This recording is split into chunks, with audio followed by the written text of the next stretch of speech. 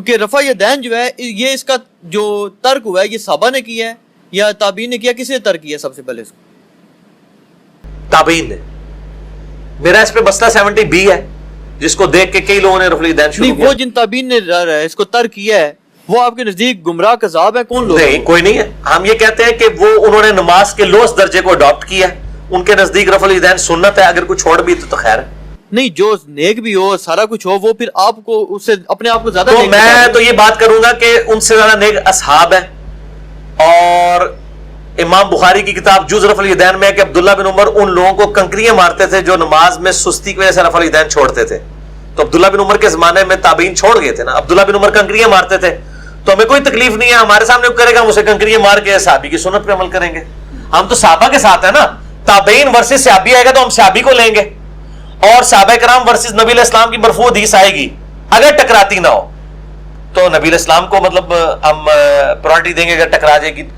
تو مسئلہ یہ رفع الیدین کا نہیں ہے. اور دوسرا یہ کہتے ہیں کہ رفع الیدین سنت ہے واجب. سوال کرو, ہم کل کہتے ہیں کہ واجب ہے, ہم کہتے ہیں ہاتھ باندھنا بھی سنت ہے, ہاتھ چھوڑ کے نماز پڑھنا بھی سنت ہے. بلکہ مجھے یاد آ گیا آپ کی بات سے, وہ قریشی صاحب نے سوال, ایک بندے نے سوال پوچھا نا کہ جی میں نے اتنے عرصے سے رفع الیدین, بلکہ اس نے کہا جی میں نے اہل حدیث سے پوچھنا مسئلہ. وہ اہل حدیث نے جب جواب دیا نا اس نے کہا جی آپ کی جو ہو گئی ہیں بس ان کو چھوڑ دیں. اس نے کہا جی رفع الیدین کے بغیر نمازیں پڑھی ہیں. حنیف قریشی صاحب فوراً بول پڑے, انہوں نے کہا اس سے مسئلہ یہ نکلا کہ آپ کے نزدیک رفع الیدین کے بعد نماز ہو جاتی ہے. وہ قاری صاحب نے کہا, خلیل صاحب نے, انہوں نے کہا جی میرے سے سوال ہوا ہے. انہوں نے کہا نہیں مسئلہ تو میں نے نکالا نا. جی مسئلہ میں نکالتا ہوں. مفتی حنیف قریشی صاحب, فقہ حنفی کا بنیادی مسئلہ ہے کہ نماز میں ہاتھ باندھنا یہ نماز کا رکن نہیں ہے بلکہ سنت ہے. اور بارِ شریعت میں لکھا ہے کہ اگر امام رکوع میں ہو تو آپ رفع الیدین کر کے ارسال الیدین کریں, ہاتھ باندھیں نہیں, ارسال الیدین کر کے تھوڑی دیر کھڑے ہوں, جتنی دیر کم از کم ایک تسبیح کہا جا سکے, اس کے بعد رکوع میں جائیں. وہ کہتے ہیں ہاتھ باندھیں گے نہیں, یہ بارِ شریعت میں لکھا ہوا ہے. تو فقہ حنفی میں ہاتھ باندھنا سنت ہے. ہم کہتے ہیں جہاں آپ نے رفع الیدین کی سنت کو چھوڑا ہے, سنت کہہ کے آپ ہاتھ باندھنا بھی چھوڑ دیں, ہم آپ کے ساتھ ہوں گے. کبھی اس سنت کی بھی قربانی دیں نا. جب سنت کو آپ کہتے ہیں, ہم آپ کو پھر ترمذی کی حدیث نہیں سنائیں گے کہ 6 لوگوں پہ اللہ کی لعنت ہے, ان میں سے ایک وہ ہے جو میرے اہل بیت کی توہین کرے اور ایک وہ ہے جو میری سنت کو چھوڑے جان بوجھ کے. ہم یہ آپ کو ترمذی کی حدیث نہیں سنائیں گے, وہ آپ اپنے آپ کو خود ہی سنائیں گے کہ ہاتھ باندھ کے نماز پڑھنا یہ کہتے ہیں سنت ہے. کہتے ہیں قیام واجب ہے. یہ ڈاکٹر طارق قادری صاحب کا ایون کلپ چڑھا ہوا ہے, میں نے خود سنا اگلے دن کہ جی ہاتھ باندھنا تو بیسک ارکان میں سے نہیں ہے. بیسک رکن تو قیام, رکوع کے بعد کھڑا ہونا, اس کے بعد 2 سجدے, 2 سجدوں کے درمیان بیٹھنا, 2 رکعتوں کے بعد بیٹھنا اور آخری تشہد بیٹھ کے سلام پھیرنا. ٹھیک ہے, بیسک ارکان یہی ہے. ہم کہتے ہیں صرف رفع الیدین سے کیوں چیڑا ان کو؟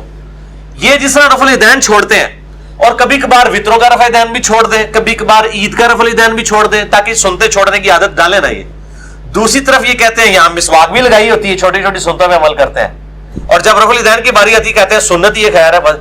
تو بھائی اس کی پھکی میں ان کو دے سکتا ہوں کہ ہاتھ باندھنا بھی سنت ہے, اسے بھی چھوڑو. نہیں یہ تو انہوں نے بات کی ہے نا, انہوں نے کس نے کی تھی, عباس رضوی صاحب کے, میں نے سنا تھا. کس کی سنا تھا؟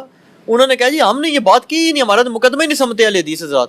وہ کہتے ہیں جی ہمارا مقدمہ یہ نہیں ہے کہ ہم کہتے ہیں رفع الیدین مطلب ہے کہ یہ سنت ہے, یعنی وہ کہتے ہیں جی ہمارا موقف یہ ہے کہ یہ ہے صحیح, بالکل ہم مانتے ہیں یہ سنت بھی تھی, منسوخ ہوگی نا. نہیں, یہ مقدمہ ان کا دوسرا ہے.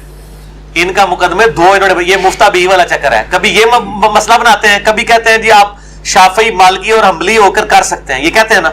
تو آپ لوگوں کو یہ مشورہ دے رہے ہیں کہ وہ منسوخ شدہ سنت پہ عمل کرنے کے لیے حنفی, مالکی اور حنبلی ہو جائے. تو کہتے ہیں نا وہ بھی تو سرجن ہی تھے نا, آپریشن کریں گے مریض مر جائے گا, کوئی نہیں کہتے نہیں سرکار, نا. جب آپ یہ چیز عیاں ہو چکی ہے کہ یہ چیز متروک ہے نبی علیہ السلام کی سنت, تو آپ لوگوں کو متروک شدہ سنت کے مشورے کیوں دیتے ہیں؟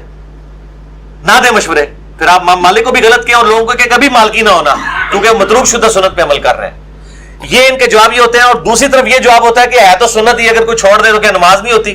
یہ دونوں جواب دیتے ہیں. میں نے بتایا نا فقہ حنفی مجموعہ ہے بے شمار اقوال کا. یہ اس کا آپ کو نمونہ اس میں ملے گا جال حق میں, جہاں کے بھی مفتی صاحب لکھتے ہیں نا سوال کے جواب میں لکھتے ہیں, اس کے کئی ایک جواب ہو سکتے ہیں. سوال ہی کون ہے, کئی ایک جواب ہو سکتے ہیں, تاکہ ایک جواب فٹ ہوئے. میں تسی جننے آلو فٹ کرو گے میں تو اتنے ہی آلو اور فٹ کرا گا. اسی ایسے آلو فٹ کریں گے کہ سارے چپس نہیں کھاتے ہوں گے کسی نے. وہ جواب بھی دیا گا کہ یہ بالکل جھوٹ بولتے ہیں کہ منسوخ ہے اور متروک ہے. بالکل ہم کہتے ہیں یہ ایک حدیث ثابت کریں, آج تک انہوں نے جتنی حدیثیں نکالی ہیں نا عبداللہ ابن مسعود کی، اس میں صرف یہ آتا ہے، وہ روایت بھی ضعیف ہے اگر یہ صحیح بھی مانے، اس میں صرف آتا ہے ابن مسعود نے نماز پڑھ کے بتائی، اس سے ایک دوسرا طریقہ ثابت ہوتا ہے. جیسے پگڑی والی حدیث سے ٹوپی کی نفی نہیں ہوتی، ٹوپی والے سے پگڑی کی نہیں ہوتی. منسوخ کی کوئی روایت نہیں ہے کہ رفع الیدین منسوخ ہے، اس کے ساتھ کوئی حدیث موجود نہیں ہے. ٹھیک ہے، یہ کہتے ہیں دونوں طریقے حق ہیں. یہ پرانے اعتراض ہو گئے ان کے.